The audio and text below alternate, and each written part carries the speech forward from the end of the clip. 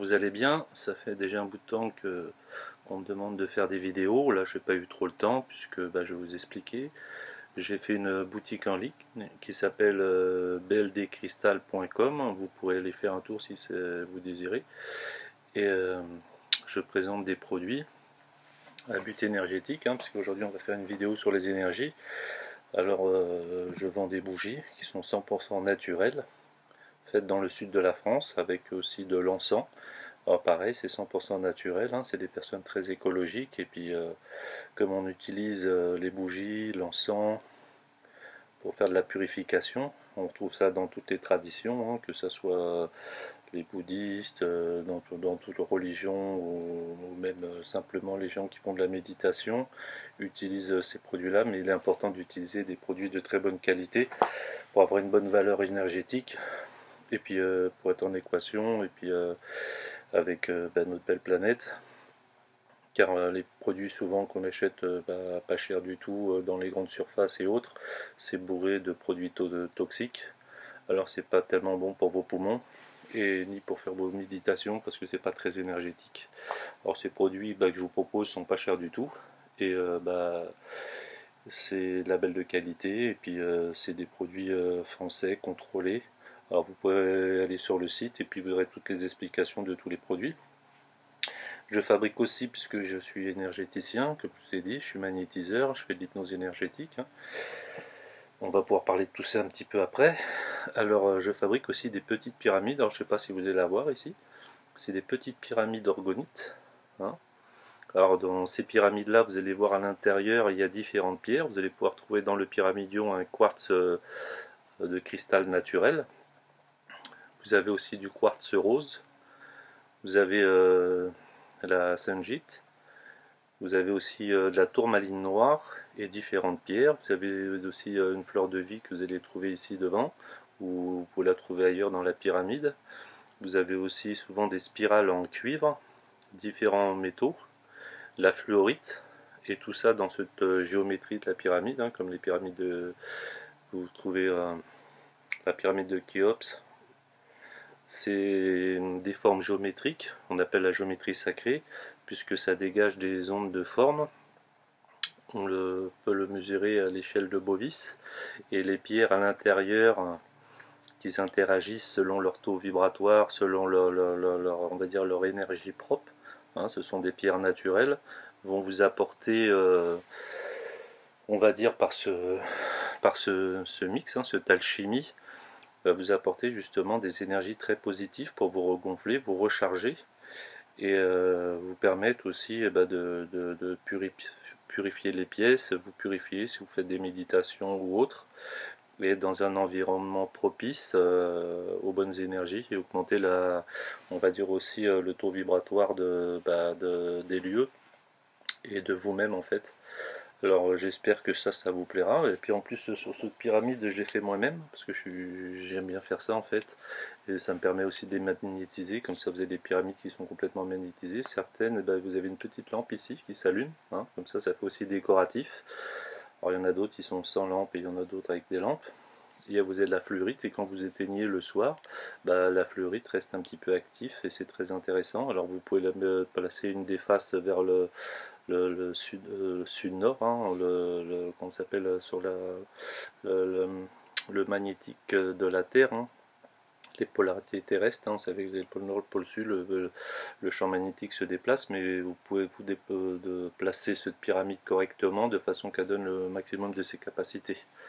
Voilà. Bon, pas plus d'explications sur les pyramides et l'orgonite. De toute manière, je vous ai mis sur le BLD Cristal, sur mon site que j'ai parlé. Vous aurez toutes les explications, vous aurez des textes bien détaillés en vous expliquant un petit peu tout ça, ce que ça rapporte au niveau plan énergétique, pourquoi les pierres interagissent, parce que vous savez, au niveau atomique, nous avons tous une signature, que ce soit les pierres, les plantes, les humains. Il y a des endroits au niveau tellurique très chargés.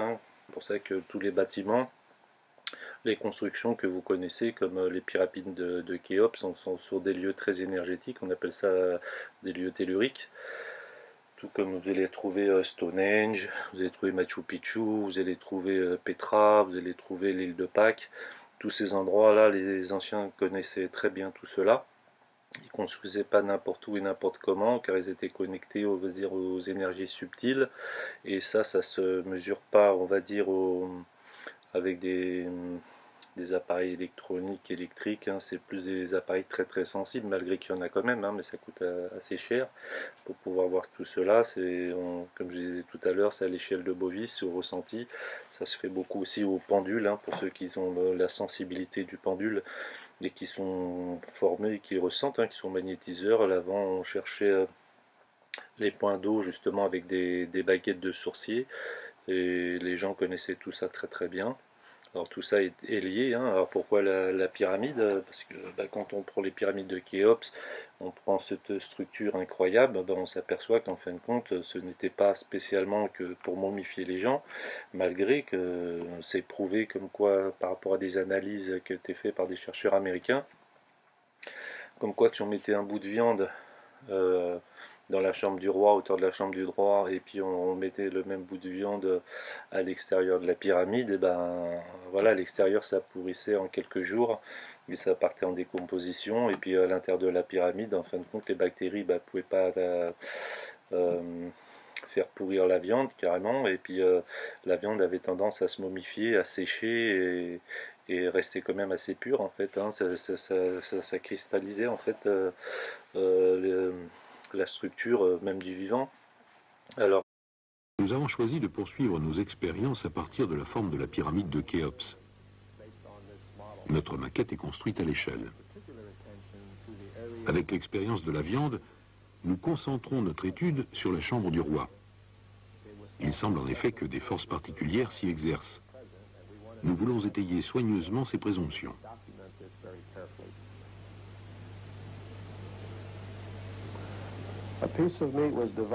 On coupe en deux un morceau de viande.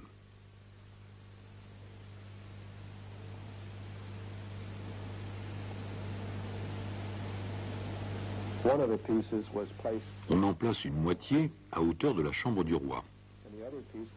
La seconde est posée sur le sol de la pyramide.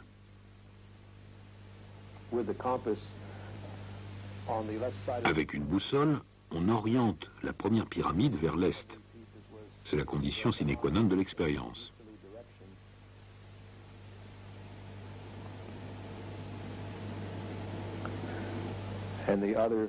L'autre est orienté dans la direction opposée.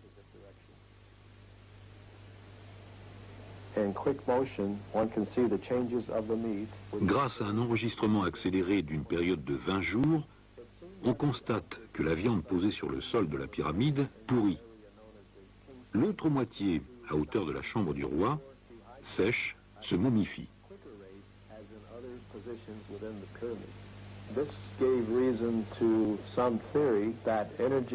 Apparemment, des formes d'énergie encore inconnues se concentrent à ce niveau de la pyramide. La réflexion à l'intérieur de la chambre détruit les bactéries responsables de la pourriture, ainsi que celles qui provoquent une moisissure.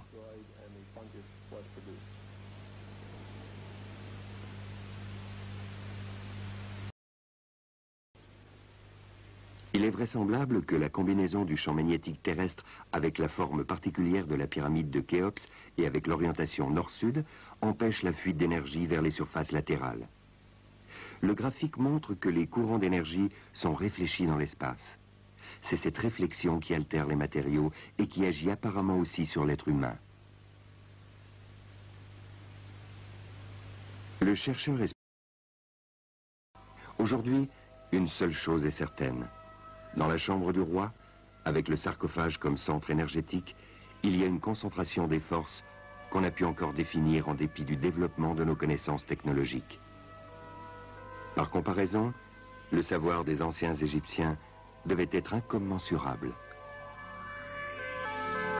on s'aperçoit qu'en fin de compte, il y avait des effets au niveau énergétique qu'on ne pouvait peut-être pas s'apercevoir à l'époque. Maintenant, avec tous les scientifiques, la recherche, on s'aperçoit qu'en fin de compte que les pyramides étaient d'une géométrie parfaite avec le nombre d'or, le nombre prix. Vous savez maintenant aussi, on parle de la vitesse de la lumière, on parle de tout ce qui est mathématique, en fin de compte, qu'on découvre aujourd'hui. C'était déjà on va dire, inscrit dans la structure même de la pyramide. C'est pour ça qu'ils n'avaient pas besoin de graver quoi que ce soit à l'intérieur pour nous expliquer. Il fallait simplement monter sa conscience, son intelligence. Et par la compréhension justement du langage mathématique, eh ben, on pouvait découvrir des messages. On le voit aussi beaucoup sur certaines vidéos, comme celle de Jacques Grimaud, qui est extraordinaire, hein, qui explique beaucoup de choses au sujet des pyramides de Khéops et puis même des autres qui est à côté, les alignements par rapport aux étoiles, à l'univers. Les Mayas parlaient du fameux calendrier. Alors tout ça est relié en fait, hein. On s'aperçoit que toutes les structures, quelles qu'elles soient, même après les cathédrales ou ce qu'ont pu construire les Grecs, etc., c'était mis sur des lieux très telluriques et énergétiques. Et l'homme a un lien direct, comme la nature, avec tous ces éléments, on va dire, à géométrie, des symboles, des tas de choses en fait qui sont un peu dispatchées dans on va dire dans toutes les civilisations qui aujourd'hui, ben, quand on fait un lien, on parle tous plus ou moins de la même chose, différemment, des mondes subtils, des énergies, puisque maintenant les scientifiques s'accordent à dire que tout est fait d'atomes dans le du microcosme au macrocosme, tout est fait d'atomes, hein, que ce soit les éléments de l'univers, l'air qu'on respire, la matière, euh, toutes les composantes qui fait ce qu'on voit et ce qu'on ne voit pas, de toute manière, c'est composé d'atomes. Et les atomes, c'est une énergie extrêmement puissante. Et puis par une alchimie, bah, crée par rapport à la fusion et puis d'autres choses, en fait, compte bah, les matières qu'on connaît aujourd'hui. Puis on en apprend tous les jours. Alors c'est très très intéressant. Et on s'aperçoit que les atomes, on ne peut pas les toucher, on ne peut pas les voir, mais ils vibrent à différentes fréquences. Et on nous parle maintenant de mécanique quantique, d'interdimensionnel, des choses qui sont dans de différentes dimensions. On parle de vibrations, et là, à partir de là, on commence à rentrer dans des choses très très intéressantes du subtil.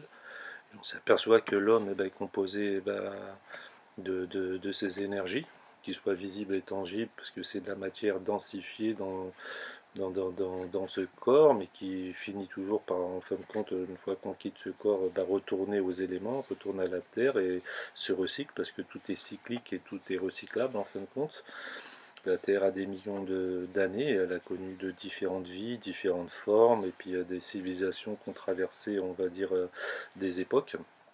Nous, aujourd'hui, on est dans la nôtre, mais l'énergie reste l'énergie. Alors si la matière retourne à la matière, on est fait aussi de quelque chose qui n'est pas palpable, c'est notre conscience, notre âme, notre subconscient.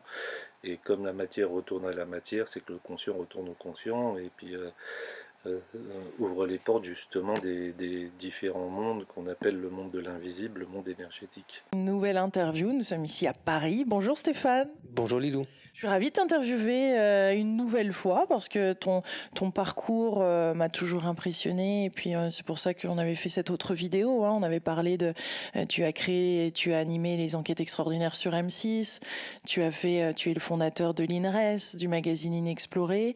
Et là, tu as écrit de nombreux livres. Je ne vais même plus les citer tellement il y en a, mais ton dernier en tous les cas, c'est Le Test, où tu as testé 6 médiums suite à la mort de ton père. Donc tu as placé 4 objets. C'est ça ? 4 objets, oui. 4 objets, 6 médiums, 4 objets dans le cercueil, et il n'y avait que toi qui savais qu'il y avait ces objets-là. Et donc, il semblerait que tu as envie de prouver, et tu as prouvé qu'il y a une vie après la mort. Et le thème, donc on va en parler un petit peu, mais ce que j'aimerais surtout concentrer cet entretien, cette interview sur comment communiquent ces deux mondes, comment ces esprits communiquent avec nous et comment on peut améliorer cette communication, voire commencer à mieux comprendre l'âme. Est-ce que c'est l'âme ? Après les mots, ça, je sais pas. Moi, je fais une expérience avec un double objectif en fait. Le premier, c'est effectivement de m'assurer qu'une communication s'établit entre une personne bien définie, mon père, qui est de l'autre côté depuis 2 ans, et moi. Pour ce faire, comme tu l'as dit, j'ai caché des objets dans son cercueil. Je suis l'unique personne vivante à savoir que j'ai fait ça et à connaître les objets. Et quand je suis allé voir des médiums à qui j'ai pas dit du tout que je voulais les tester, d'ailleurs j'ai juste dit que je voulais faire un livre d'entretien avec eux, mais qu'on allait faire une petite séance au début pour voir comment ça allait se passer, il était évident que pour moi, dans cette séance, j'attendais vraiment que mon père spontanément se manifeste et puis dise dites à mon fils là qu'il a mis ça, ça et ça dans le cercueil. Donc c'est ça que j'attendais. Alors, le test a marché, c'est-à-dire que mon père s'est manifesté auprès de différents médiums et leur a donné un ou plusieurs objets. Donc ça a été à chaque fois que ça s'est produit, mais totalement fracassant. J'avais vraiment du mal à contenir mon émotion et j'essayais justement de ne pas faire de retour au médium pour être sûr qu'ils n'auraient pas l'info de savoir s'ils avaient réussi ou pas. Mais c'était quand même parfois difficile. Mais au-delà de ça, parce que je voulais pas seulement faire un article ou une petite expérience pour prouver que ça existe, je voulais comprendre ce que ça veut dire que d'être mort et de l'autre côté. Parce que on a une vision qui est toujours assez naïve et réduite par rapport à ce qu'on appelle la communication avec l'au-delà. On s'imagine qu'en fait, ils ont simplement déménagé, ils sont passés presque comme dans un autre pays, et qu'il suffit de décrocher un téléphone, en l'occurrence un médium, et puis de leur poser des questions et qu'ils y répondent. Et en fait, ça marche pas comme ça. Ça marche pas comme ça. C'est pas. Il y a un paramètre fondamental qui nous sépare eux et nous, c'est que eux sont dans un monde qui n'est plus fait de matière, qui est un monde qui, d'après ce que décrivent d'une part les médiums de ce qu'ils obtiennent, mais aussi les gens qui ont vécu des expériences de mort imminente, qui sont morts quelques secondes, quelques minutes, tous unanimement, et même les traditions, chez les Tibétains ou chez les chamans par exemple, ont décrit un espace des morts comme étant un espace où il n'y a plus de temps et plus d'espace. C'est-à-dire que le temps n'est plus du tout dans une forme d'écoulement comme on l'a ici, et l'espace, il n'existe plus, c'est-à-dire qu'ils peuvent être à un endroit et puis penser à un autre endroit et instantanément s'y retrouver. Donc, comment s'établit une communication qui doit passer par des mots, qui doit passer par des concepts, qui doit passer par des idées. Et par des gens qui eux-mêmes ont un concept réducteur ou différent du moins de la vie, de ce qu'elle est vraiment ? Oui, comment est-ce que... Oui, le médium intervient en tant que filtre, effectivement, entre ces deux univers. Mais voilà, qu'est-ce qui différencie mon père dans l'état dans lequel il est aujourd'hui de l'être que j'ai connu pendant toute ma vie ? Il avait l'air un peu plus rebelle, hein. C'était pas tout à fait le même... Il était différent. Il y avait, dans toutes les séances que j'ai accumulées avec ces 6 médiums, effectivement, je l'ai retrouvé à plein de moments, c'est-à-dire que j'ai vraiment retrouvé son caractère, son impulsivité, son émotion, beaucoup. Donc il y a plein de traits, au-delà d'une part des objets et puis de tous les éléments factuels qu'il m'a donnés à travers ces médiums qui sont proprement stupéfiants, hein, quand on a quelqu'un qui connaît le défunt ni d'Ève ni d'Adam et qui commence à sortir plein d'informations sur sa maladie, son caractère, ses regrets éventuels, ses relations avec son entourage, etc., et qu'on n'est pas dans le vague mais qu'on est dans des trucs très très précis, c'est vraiment bluffant et c'est ce qui s'est produit. Mais au-delà de ça, j'ai vraiment ressenti son intonation, son caractère. Il y a certains médiums qui, de fait de leur émotion et de leur stress notamment, avaient parfois la difficulté à me décrire ce qu'ils voyaient. Et à certains moments, j'avais vraiment l'impression qu'ils voyaient ce que mon père leur montrait, mais qu'ils n'y arrivaient pas. Et je sentis, avec une des médiums notamment, presque l'énervement de mon père, en disant mais elle est gourde celle-là, pourquoi elle ne comprend pas ce que je voulais dire ? Et en fait, elle y arrive. Et donc ça, c'était étonnant. C'est d'ailleurs aussi un des éléments qui me convainc qu'on n'est pas dans une forme de télépathie. Parce que ça, c'est souvent l'argument qu'on me dit, mais qu'est-ce qui vous prouve en fait que les médiums communiquent vraiment avec un défunt ? Qu'est-ce qui vous dit que c'est pas de la perception extrasensorielle, c'est-à-dire de la voyance ou de la médiumnité, parce que voilà, les informations sur les objets, effectivement, je suis le seul être humain à les connaître, mais ces informations, elles sont dans l'univers, dans les mémoires akashiques, je ne sais où, mais elles sont là, elles existent quelque part. Donc des médiums, des voyants peuvent capter ces informations sans que ça implique qu'ils les obtiennent de la part d'un défunt. Et en fait, l'énorme différence pour moi, et ce que me disent aussi les médiums, entre une perception de voyance ou de la télépathie et une perception de la part d'un défunt, c'est cette notion d'insistance, d'intelligence. C'est-à-dire que si, qu'est-ce qui fait que là, je suis sûr de discuter avec toi et que je ne suis pas en face soit d'un robot, soit de mes souvenirs de toi d'une précédente discussion. C'est que tu vas me surprendre par une question, tu vas insister, tu vas me reprendre à un moment, tu vas me couper la parole. Ça veut dire que tu es vraiment là, tu es vraiment quelqu'un qui interagit et qui n'est pas le simple fruit de mon imagination. Et avec les médiums, c'est cette réponse qui me font et qui m'a semblé important de souligner parce qu'ils ont vraiment cette sensation, et moi je l'ai eu pendant les séances aussi, qu'on était deux dans la pièce, deux êtres vivants, mais qu'il y avait mon père, et que parfois il y avait aussi beaucoup d'autres mondes. Alors on va pouvoir détailler un petit peu tout cela et puis voir qu'en fin de compte tout interagit, on est tous un dans une unité globale qui vont expérimenter la matière sur toutes ses formes. On a tous des points de vue, des idées différentes. Alors la science aujourd'hui, pas mal de gens commencent à se poser des questions parce qu'avant on écrivait tout dans des livres et c'était comme ça, pas autrement. Et puis dès qu'on avait tendance à penser différemment, ça allait pas, puisque bien sûr il y a des gardiens qui sont là pour que les moutons continuent leur chemin dans la direction qu'ils ont choisi pour nous, et nous laisser dans l'ignorance, c'est toujours un avantage pour eux en fait, parce que plus on est conscient de qui on est, d'où on vient, plus on acquérit de la sagesse, de la compréhension, et on s'aperçoit ce qu'on sème aujourd'hui, on le récolte demain en fait.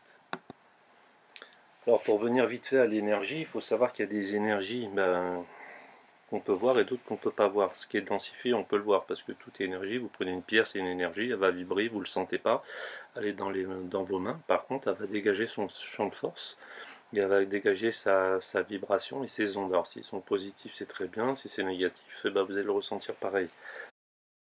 Le terme lithothérapie vient du grec lithos, qui signifie pierre.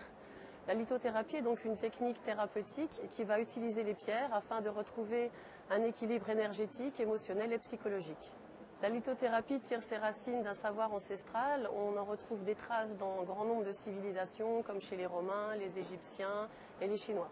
Aujourd'hui, l'industrie utilise également le quartz pour ses qualités d'amplification et de stockage. Sans le cristal de roche, qu'on appelle aussi le quartz, il ne serait pas possible d'avoir la télévision, ni les radars, ni les téléphones portables. Comment peut-on expliquer l'action d'une pierre? Premièrement, on peut l'expliquer par la vibration de la pierre. Chaque pierre va émettre une vibration qui lui est propre et qui va rentrer en résonance avec notre propre système vibratoire. Donc les énergies de la pierre vont réveiller nos propres énergies. On peut également expliquer les vertus thérapeutiques des pierres par leur couleur. En effet, chaque couleur va avoir une action bien spécifique, comme par exemple le rouge qui va avoir plutôt une action dynamisante et les violettes qui vont plutôt favoriser l'intuition. Chaque pierre est composée également d'éléments chimiques, d'oligo-éléments, et chaque oligo-élément a une action bien spécifique, comme par exemple la lépidolite, qui est une pierre qui est très riche en lithium et qui est utilisée depuis toujours pour les états un petit peu dépressifs et de malaise. Et voilà une dernière chose sur laquelle il est important d'insister, c'est l'intention avec laquelle on va porter la pierre.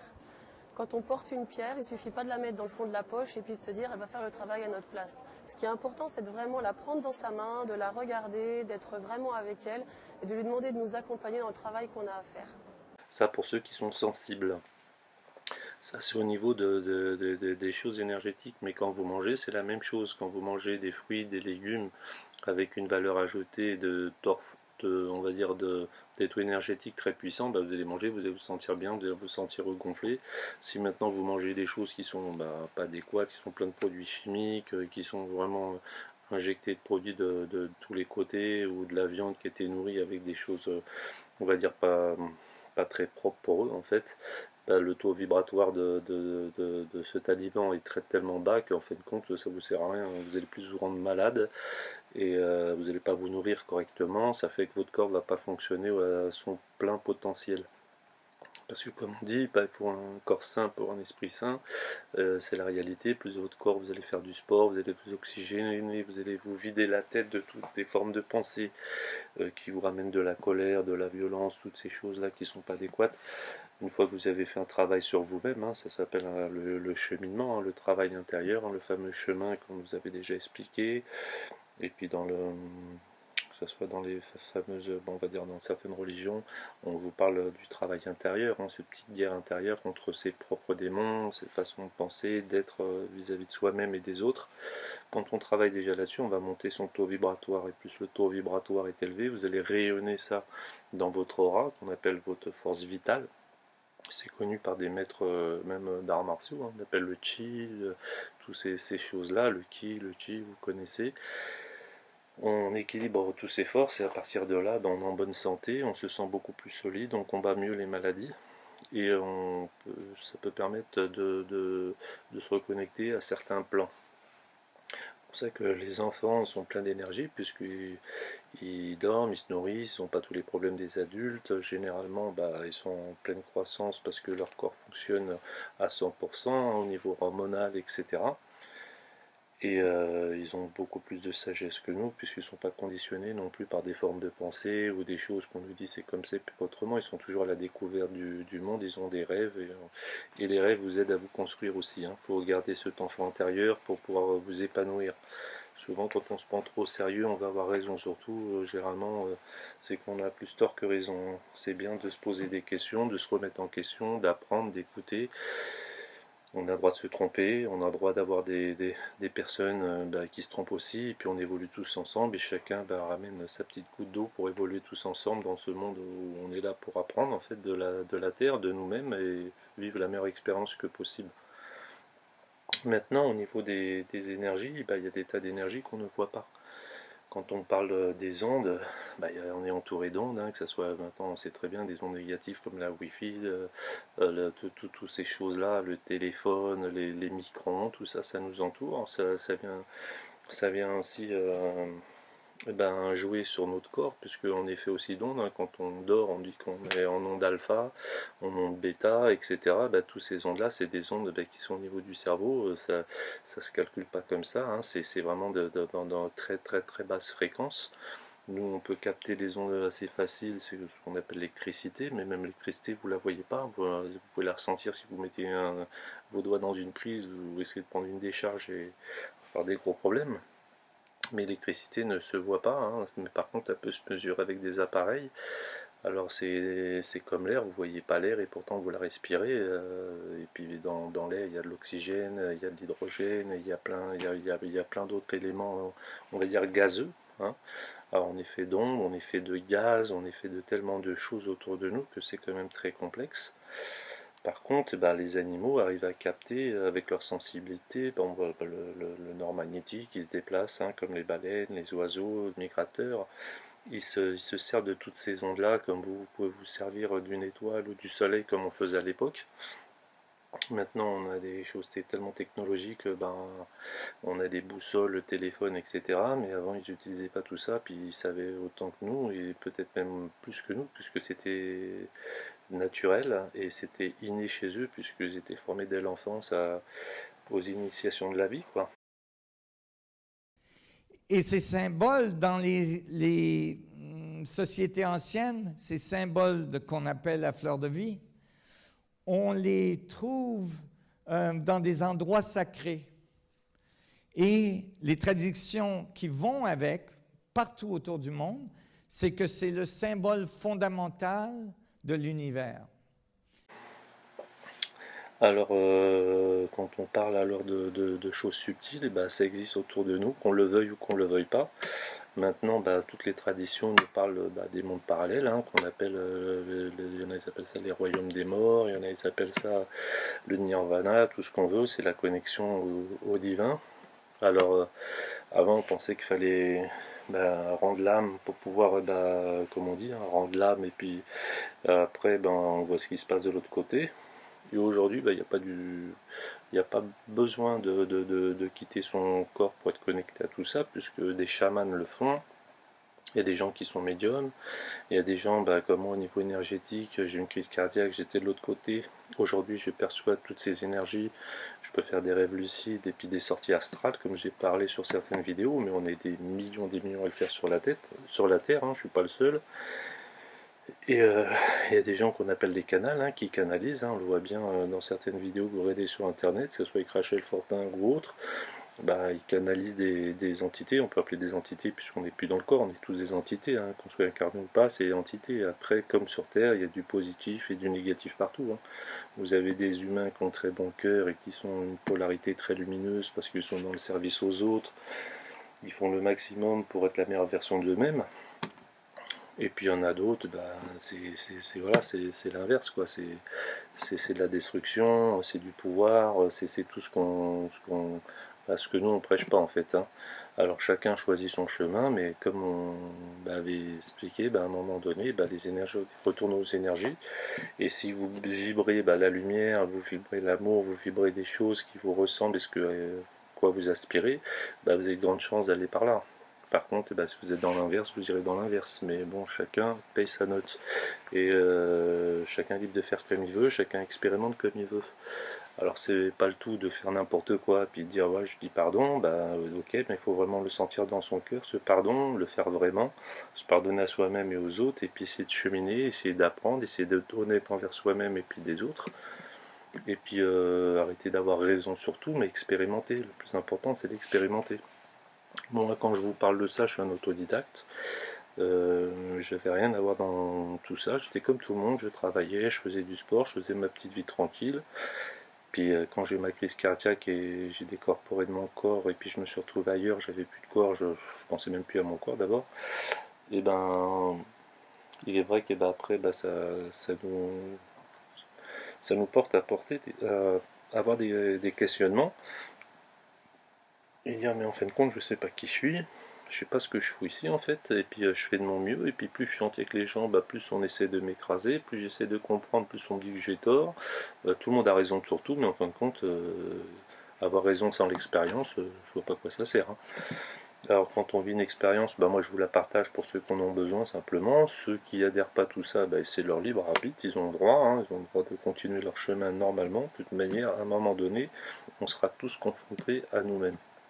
Alors plus vite on se réveille, plus vite on fait des choses pour se sentir bien déjà, pour se réaligner, pour se sentir en bonne santé, pour rayonner la meilleure version de nous-mêmes, pour être bon pour soi, pour se pardonner à soi-même déjà, pour commencer et faire du bien autour de nous et être juste dans ce qu'on fait, et mieux c'est, je pense, pour chacun d'entre nous. Alors je vais conclure cette petite vidéo en disant que j'ai pas mal de patients qui viennent me voir, qui font un travail sur eux-mêmes. Je suis très content de ce qu'ils font en fait, parce que ils se posent des questions, ils ressentent des choses qui n'est pas très alignées, et ils viennent travailler sur des mémoires, sur des conditionnements, sur des choses qui les ont affectés. Alors à travers les soins, ça leur permet déjà de se libérer de tout ça, de se sentir beaucoup mieux, hein. Il y a des effets, c'est incroyable, et je suis très content pour cela, et puis des retours, c'est merci, hein. Et d'autres viennent maintenant pour se connecter à eux-mêmes. Alors maintenant, il faut savoir que par l'hypnose et puis les énergies, on peut se connecter, reprendre conscience qu'on est connecté à toute chose, hein, que ce soit la nature, l'univers, et il y a beaucoup d'expériences à vivre, hein. Il n'y a pas besoin d'aller traverser la planète, aller boire de la Wanaska, des plantes un petit peu bizarres, où vous allez vous connecter, ça c'est sûr, mais au niveau on va dire de l'énergie de la nature. Alors si vous vibrez plus haut, vous n'allez pas tellement comprendre. Il y a beaucoup de gens qui font du chamanisme, pas mal de choses, mais bon, tout est bon pour s'éveiller, hein, de toute manière, hein. Chacun choisit comme il veut, hein, chacun est libre. Alors ceux qui veulent expérimenter tout ça, vous pouvez prendre des rendez-vous soit au cabinet ou dans d'autres cabinets, hein, c'est pas important. Le principal c'est que vous travaillez sur vous-même, vous appreniez à méditer et aller à l'intérieur de vous-même en fait, par des exercices de respiration. Et puis sur d'autres vidéos, je vais vous expliquer aussi un petit peu, vous avez déjà pour l'astral, hein, parce qu'il y a plein de vidéos déjà qui expliquent pour l'astral, mais c'est des demandes de dualité jusqu'à un moment donné où nous-mêmes nous sommes plus dualité. Quand vous acceptez toutes les formes, on va dire d'entités, hein, qui soient sur Terre ou même de l'autre côté, hein, il n'y a pas à se battre contre qui que ce soit, il y a juste à prendre confiance en soi, à prendre qu'en fin de compte il ne peut rien nous arriver, qu'on est une entité, on va dire, énergétique, hein, dans ce monde-là, pour ceux qui ont déjà vécu des expériences de sortie astrale ou autres, on peut rencontrer de tout, des positifs comme des négatifs, comme sur la Terre, et comme sur la Terre, ils viennent vous absorber vos énergies. Alors aussi bien de l'autre côté qu'on fait de l'astral que quand vous êtes là, hein. Vous êtes ici, il y a des gens, vous leur parlez de 5 minutes, vous êtes complètement vidé parce qu'ils vous ont complètement, littéralement pompé votre énergie. Mais par contre, vous le sentez. Et quand vous le sentez, soyez intelligent, ne restez pas. Oui, si vous avez des gens, vous savez très bien que énergétiquement, ils vous saoulent, ils vous pompent, ils vous amènent plus de dualité qu'autre chose, faites votre chemin, c'est bien mieux. Des amis, vous allez vous en faire. De toute manière, à l'heure actuelle, tout ce qui est plus dans l'amour et aligné avec les hautes vibrations ne supporte pas trop ce qui se passe sur Terre, et beaucoup de gens maintenant commencent à se réveiller et voir que ça tourne pas rond, et puis qu'il y a des gens qui font du grand n'importe quoi, puis on n'adhère pas à ça, on n'est pas obligé d'adhérer à ces choses-là, hein. Mais malheureusement, il y a encore des gens qui sont absorbés parce qu'on y croit tout ce qu'on leur raconte. Et moi, comme j'irai toujours, ne croyez personne, ne croyez même pas moi, expérimentez par vous-même les énergies, et vous allez voir que quand vous êtes sur des énergies très très telluriques, très positives, et vous êtes aligné avec vous-même, vous n'êtes pas dans le jugement, tout ce qui avait été dit en fait par le Christ, en fait, moi j'adore ces messages, hein, parce que le jugement, la haine, la violence, on est toujours en train de regarder l'extérieur et se comparer à quelqu'un, mais il n'y a pas de comparaison à faire à qui que ce soit, en fait, chacun est libre de faire comme il veut. Ce qui compte, c'est de travailler sur soi-même, sur ses défauts, parce qu'on a tous des défauts. On a tous des fois des égos, des choses à travailler entre nous. Il n'y a rien à tuer, il y a juste à transformer les énergies pour aligner tout ça dans ce qu'on recherche. Voilà, alors je vous dis à bientôt. Et puis si vous voulez faire un petit tour sur mon site, et voilà, vous pouvez toujours faire un petit tour, c'est bldcristal.com. Je vous dis à très bientôt, et puis j'étais ravi de faire cette petite vidéo. J'espère qu'elle vous plaira.